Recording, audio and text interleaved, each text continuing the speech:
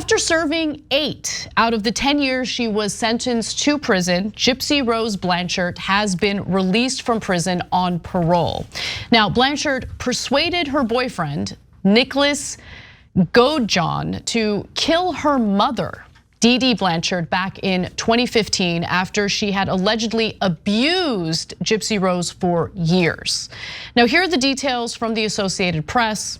Blanchard was released early in the day from the Chillicothe Correctional Center. Blanchard was granted parole after serving 85% of her original sentence.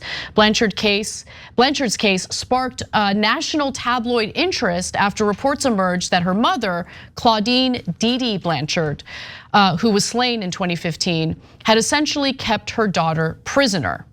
So it's important to remember that Gypsy Rose Blanchard didn't know her age. That's how terribly she was abused. Dee Dee apparently her mother had lied to her and committed fraud.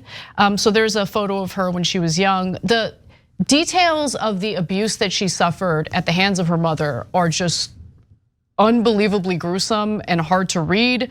It turned out that her mother had a mental health condition, which we'll get to in just a moment, but she took her daughter, who was perfectly healthy, and made her out to be severely ill. And as a result of that, persuaded doctors to do irreparable harm to her daughter. It turned out that Gypsy Blanchard, now 32 years old, was perfectly healthy, not developmentally delayed as her friends had always believed. Her mother had Munchausen syndrome by proxy, a psychological disorder in which parents or caregivers seek sympathy through the exaggerated or made up illnesses of their children. And that was certainly the case with this story.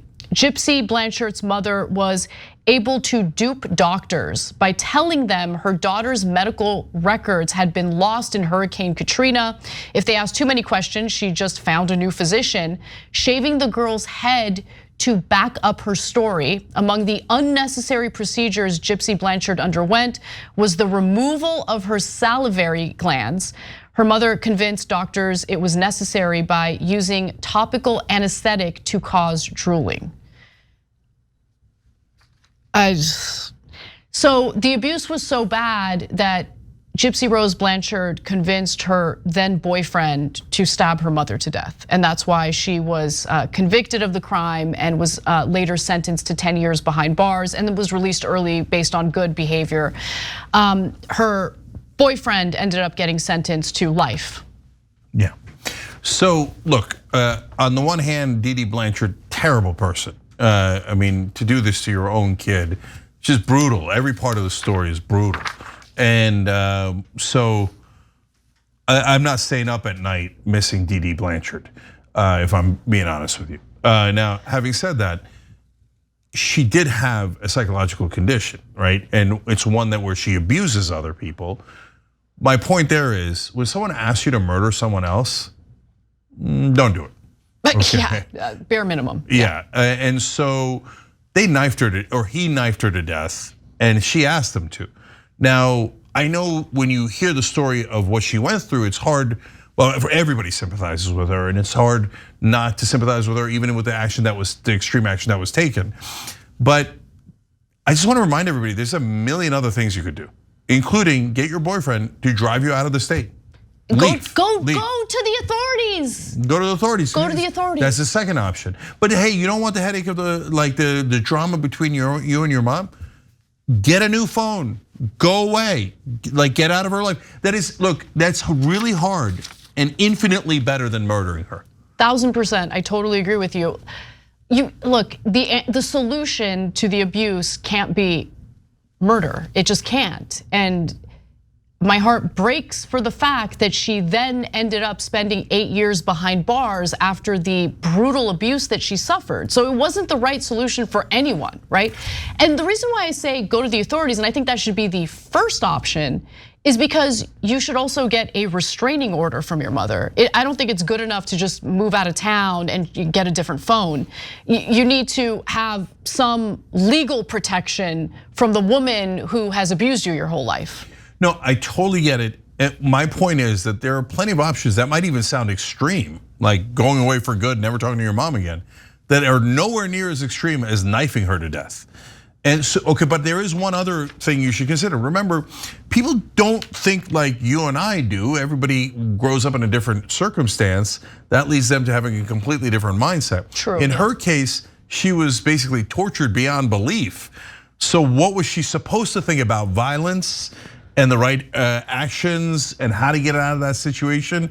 So I also understand that she was not in a great place to be able to make great decisions about how to fight back against her mom. That's such a good point, because think about it. Oftentimes victims of sexual abuse then go on to be abusers themselves. And in this particular case, we're talking about someone who had dealt with beatings, had dealt with physical violence.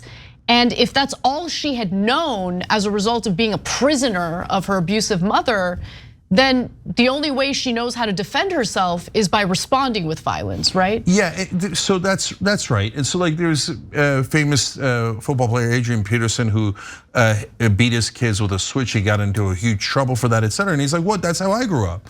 Because when people grow up in a certain way, they think that that's normal, because they didn't experience what you experienced. They only experienced what they experienced, and they experienced violence. So they do the same violence to their kids, thinking that they're doing the right thing. In this particular case, she was also chained to the bed. All she'd experienced from her atrocious mom was violence in different ways, including the unnecessary surgeries. So it's not overly surprising that her reaction was, I guess the answer is violence, right? Yeah. So now, bottom line is, should she have been released early? Yes, 85% of her time served. Obviously, extraordinary circumstances. They didn't let her off with a light punishment. Agreed, yeah. She served the great majority of the time. So I think that this action makes sense by the government. I totally agree with you as well. And she's got people who support her. I just want to share the very last graphic here. There were mixed reactions to this online, but the majority of people leaned in the direction of being supportive of her. And one person posted this on TikTok. It's a screen grab of the TikTok video where they say, "Welcome home, Gypsy Rose," waiting at the prison at Gypsy Rose, that Gypsy Rose is at, to show her support. So people were like there to pick her up. And there was a couple of documentaries and shows about this on Hulu and HBO. That's why people know more about her than other folks who've been abused. Obviously, there's a lot more folks that went through this. But the bottom line is, I think it's the right decision to let her out now. But if you're in a situation like that, you don't have to serve 8.5 years in prison. And the boyfriend's got a life sentence. There are better ways to deal with it than the violence you were taught. Hey, thanks for watching that video. We really appreciate it, guys. And we appreciate it if you become members, because that allows us to be independent, honest, progressive, all the things that you don't get from corporate media. And all of that is because of you guys. Hit the join button below and become one of us, become a Young Turk.